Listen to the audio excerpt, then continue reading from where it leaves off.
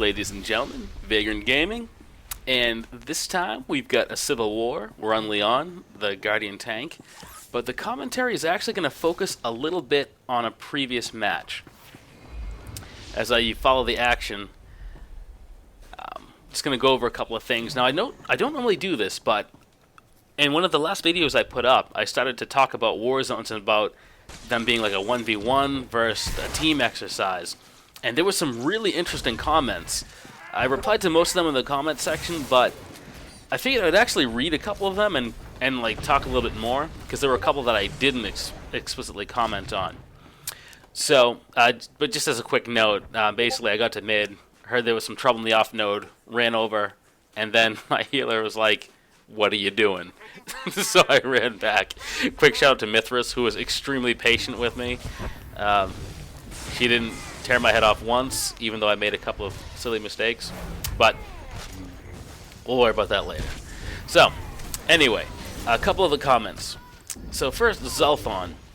Zelthon said, as for regards to that PvP discussion from the last video, also there are rarely ever true 1v1s in a war zone, because you or your opponent usually have one or more defensive abilities on cooldown. That's a very good point. It's extremely rare that you have everything you need off cooldown, and the same for your opponent. There have been several times where I possibly could have won, but my Stunbreaker was gone, or one of my defenses was gone. I once had a match where I was playing my Commando, and there was this juggernaut named Dante. Good guy, really good player. It's like there's no shame in losing to him. But every time he ran at me, all of my defenses were on cooldown. So, yeah. I died every time he got near me. There was Voodoo Ray who said simple. The objectives, we have a similar line of thinking. Let's see here. Mamba Swtor. And Mamba is a guy you don't want to mess with, especially when he's on his Marauder. Like, that's a bad scene. He said it's frustrating when you're trying to finish someone and they get saved by the skin of their teeth by a teammate, but it happens both ways. Some people let that frustration boil over into chat. You're right, Vagran, and naturally, of course I am, because I'm amazing. And yeah, I said that with a complete straight face. 1v1s can provide interesting moments in war zones, and some people go hunting for them. But for most players, it really doesn't matter, and it's a team game in the end. Now, I agree, Can't argue with that. But it was actually a comment that's similar to this that was made. Although, hold up, I'm about to die. Okay, I'm back. Death happens. I probably wasn't paying attention at the time. Or, ooh, I know. I'll do what all the cool kids do. I'll blame the healer. Yeah, that's it. Don't tell Mithras. Anyway, it was actually a comment between that last comment in addition to what Artesk said that I thought was really interesting, and it reminded me of something that I hadn't thought of in the context of this conversation. It's a bit long, so here goes. Warzones are definitely won by teamwork, but as far as skill as a player, it has nothing to do with the outcome of the warzone. You have very little control over your team's compositions or their actions. A lot of times, arguments like the one you're discussing starts out with someone saying something like, quote, "You suck," end quote, or some other form of taunting. And since you have no control over your team, the only way to prove if you suck or not is simply removing yourself from the team.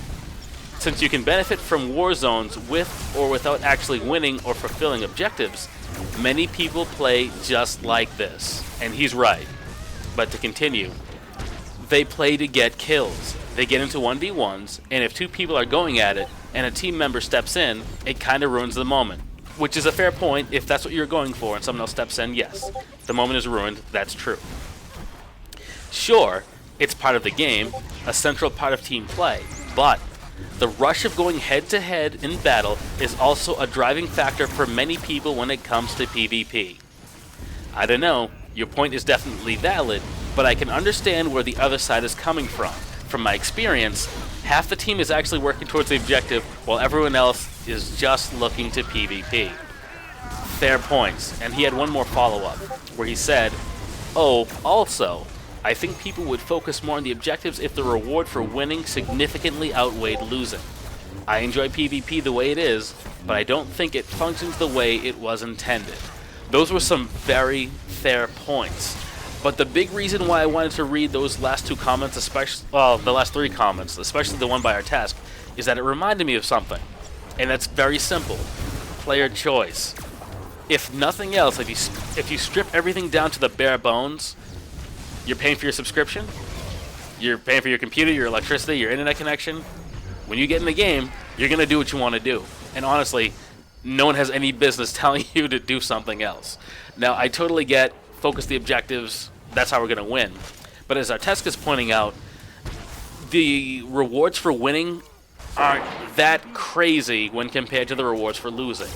I mean, I remember some times where I was having a rough night on a bit of a losing streak, and honestly, I still got rewards. I still got unassembled components. I still got comms. You know, the daily takes a little bit longer to get done, but honestly, it's not that big of a deal. So, I thought that was an interesting point. You know, if people are going in just hoping to get those 1v1s or for that rush, and that's what they want to do, that's what they're going to do. And honestly, not really a whole lot that you can do to stop them. I mean, you can ask them, hey, buddy, you mind taking on the objectives? But it's their call. And that's something that I lost track of in that last conversation. That's a caveat that I should have thrown in there, but I didn't. But good on our task for pointing that out. So those are some of the comments that stuck out from the last conversation we had about it. And I normally don't go back and read comments again in another video. Although naturally I do read all of them. Sometimes if it's just, it looks like someone is just looking to start an argument, on rare occasions, and I mean very rare occasions, I'll just delete it. Normally, I'll just leave it up because it's like, all right, that's your opinion. Okay, go ahead with that. But these last couple of comments were actually super interesting. So I'd like to thank everybody again for commenting because there was some really cool food for thought in there, and it was also cool just to hear what people think, you know. But getting back to the Warzone briefly, there was a bit of silliness going on for a little bit there. Now at this point, people were fighting off around the corner, and I kind of wanted to go up and play, especially because I think I had somebody over there guarded. But if we ran around the corner and a stealther showed up from behind and capped the node, I'd feel like a pretty big idiot. So I decided to play it safe and stand right here, because I knew there's at least one assassin on their team. I got killed by him earlier, and I wasn't looking to get embarrassed by that guy again.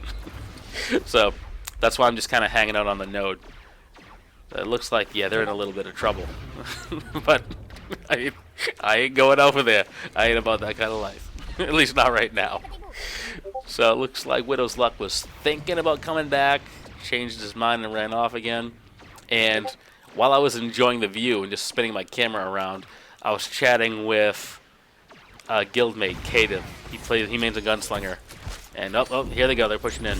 He was complaining about how his utilities were getting reset. Doggone operatives.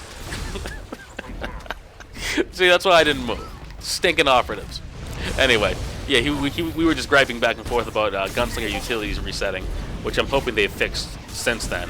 This match is from a little ways back. In order to try to keep the videos that I'm uploading somewhat current, like I could have 5 or 6 matches in one night. If I think a couple of them are good, I'll record them, and then I'll double check them later before I upload them and, you know, edit them and all that good stuff. And so what happens is, as I record, and I keep recording because, you know, recording's a lot easier than editing, there's a bit of a backlog.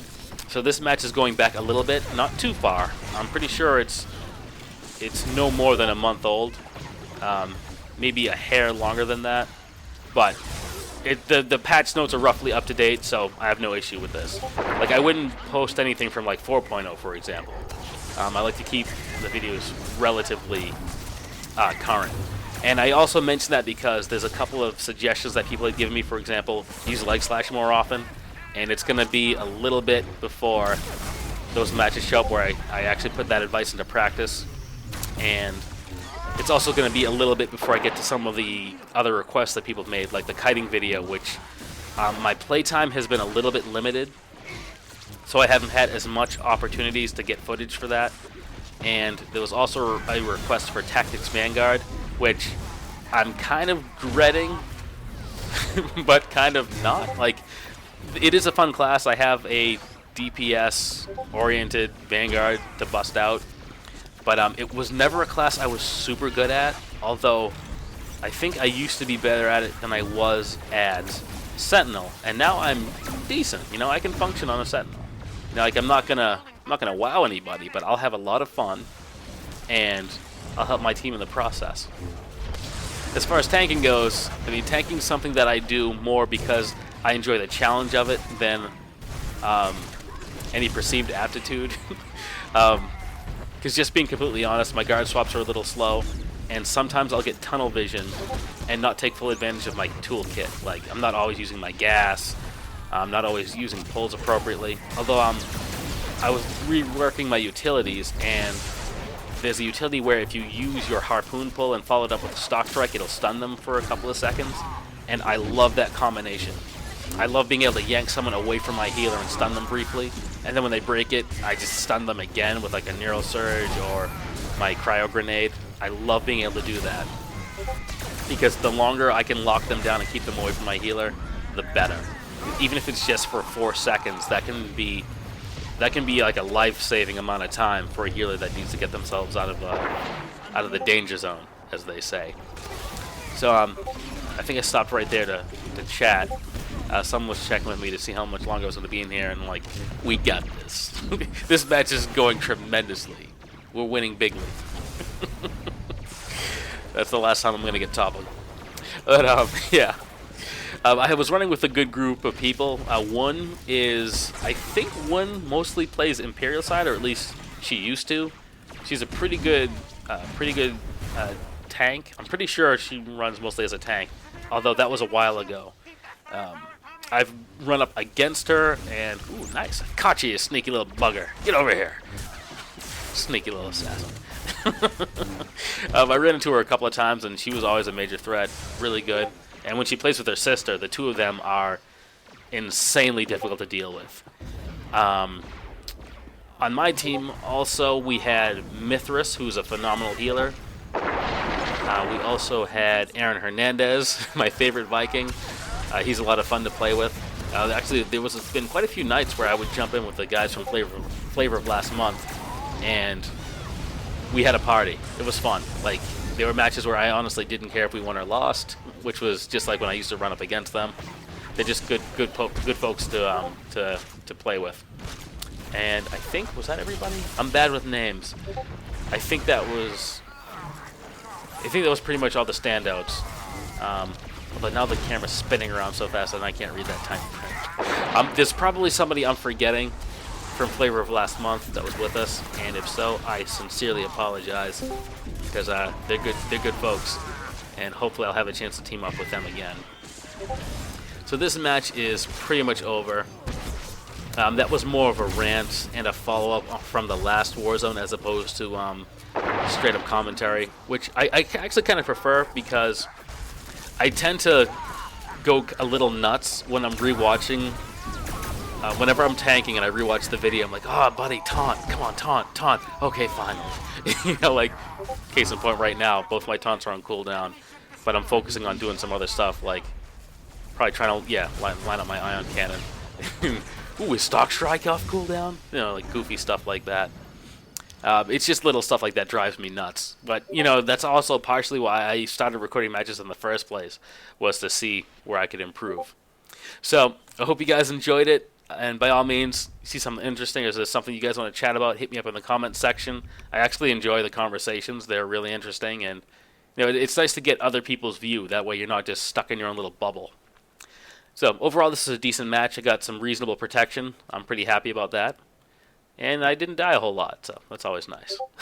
So as always, thanks for watching. Feel free to share, rate, comment, subscribe, all that good stuff, and I'll catch you all next time.